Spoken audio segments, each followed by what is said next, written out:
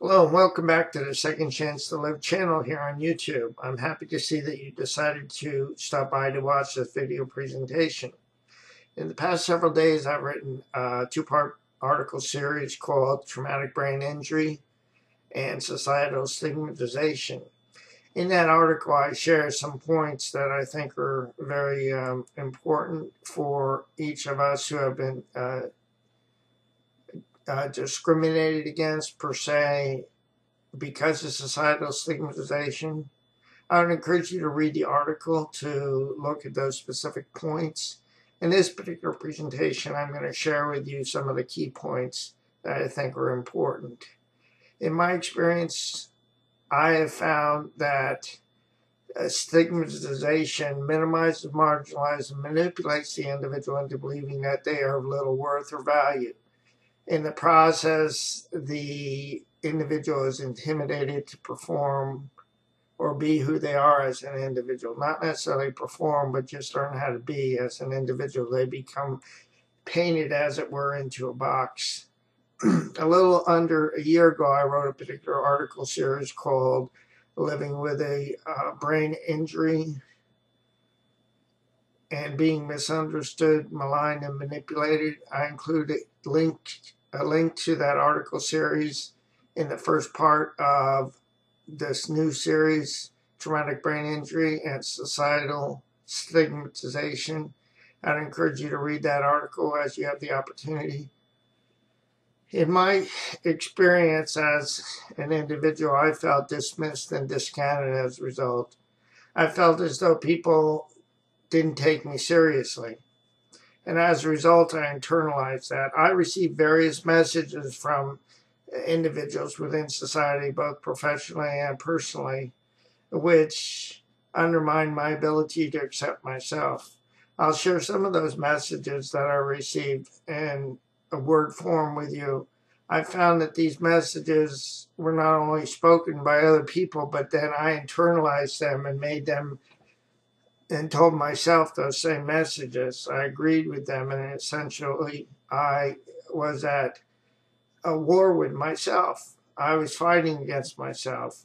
You may also feel these particular emotions as these particular behaviors are directed at you. Let me read what I experienced in my plight of being minimized, marginalized, discounted, and manipulated and dismissed. Again, I'm not a victim. These are not meant to sound as though I was a victim, although I didn't know how to do differently at the time. So listen to these and see if you can identify with them. I'll read them from my article. Among my experience, I found myself being misunderstood, maligned, scoffed at, excluded, shunned, snubbed, reviled, ostracized, minimized, marginalized, dismissed, discounted, hindered, blackballed, scorned, spurned, disparaged, chastised, reprimanded, berated, criticized, threatened, reproached, denigrated, rejected, and abandoned. You may have also experienced those emotions or feelings or behaviors that other people have shown towards you because of their ignorance over time, because of your disability, or because of whatever particular reason that there might be that you bought into the notion that your worth and value is of little significance. Let me encourage you with the reality is that I found in my experience that I needed to work through a grieving process to get beyond, to stop buying into these messages that I was given because of societal stigmatization and ignorance. I needed to go through what I've heard Kubler-Ross talk about in her book on death and dying as the 5 stages of grieving. I needed to confront my denial. I needed to look at my anger. For many years, I was stuck in anger towards myself, which was, in effect, it was projected onto other people. I had that anger because I didn't know what to do with it. But through my recovery process, I found a way to process my anger and to look at the reasons why. Not to blame anybody, not to point the finger at anybody, but to look at my part in it, to be able to work through it. In the process, I found that I was able to go through and continue. For a time, I bargained. I bargained with God. I bargained with my behavior by trying not to be a brain injured person, by continuing to work. But however, I wasn't able to continue to do that. So my experience, I found that I needed to go through a period of depression. And the depression brought me to a point that I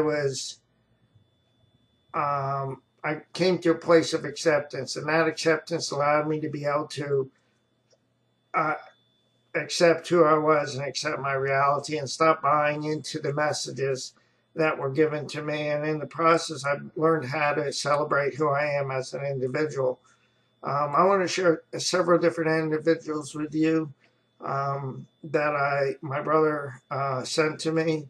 The two individuals are in the second part of my two-part article series, which I will put links on the description, in the description portion of this video on YouTube. First individual is Jessica Cox. She was born without arms, and although she could have bought into societal stigmatization, feeling as though, well, this is what's happened to me, I can't do anything about it. Instead, she went on to achieve great milestones. So I encourage you to visit her website. The other individual is Christopher Coleman. Christopher Coleman was born with cerebral palsy and some other issues that he overcame, and in the process, he's become a motivational speaker. And I'll add a link to his website on the description section of the YouTube video too. I would encourage you to, as I said, visit their websites and be inspired to live beyond the belief system of societal stigmatization, regardless of your limitations. So, my experience too is that I realize that I'm a finite human being, that I have limited ability to use what I have. But when I invited a loving God into my life to help me with the process, I was able to learn how to use my gifts, talents, and abilities in ways that were beyond my understanding and were beyond my capabilities. He's helped me to gel things together, to put together different talents, skills, and abilities in such a way that I can do what I do through Second Chance to Live. I would really encourage you to look beyond societal stigmatization, work through your grieving process, move through your anger, look at the reasons why you're angry, and begin to learn how to accept yourself as a wonderful, precious, special human being with gifts, talents, and abilities that people desperately need in your world. Let me leave you with several quotes that I believe are really important and very powerful. The first quote is by Helen Keller. I am only one, but still I am one. I cannot do everything, but still I can do something. And because I cannot do everything, I will not refuse to do something that I can do. In your life, my friend, you may feel like you can't do a lot of different things, but there are things that you can do to use your gifts, talents, and abilities. My encouragement is to explore ways in which you can use your gifts, talents, and abilities. As with me, I realized that I couldn't work. I couldn't be in a full-time job or a part-time job, for that matter, working with people. I couldn't be used as a counselor in that capacity. However, I learned and discovered that I could write and I could share my experience online and I could do these YouTube videos. So I would really encourage you to invite a loving God to be a part of your process. The second quote is very good too. Life without God is like an unsharpened pencil. It has no point. And the author is unknown on that particular quote. My friend, I'll say so long for now. Thank you so much for your time and for visiting the channel. I look forward to future presentations here on the YouTube channel on Second Chance to Live, Two Dog Bull. And I'll say so long for now. Have a great day and God bless you and your family. Thanks for your time. So long now. Bye.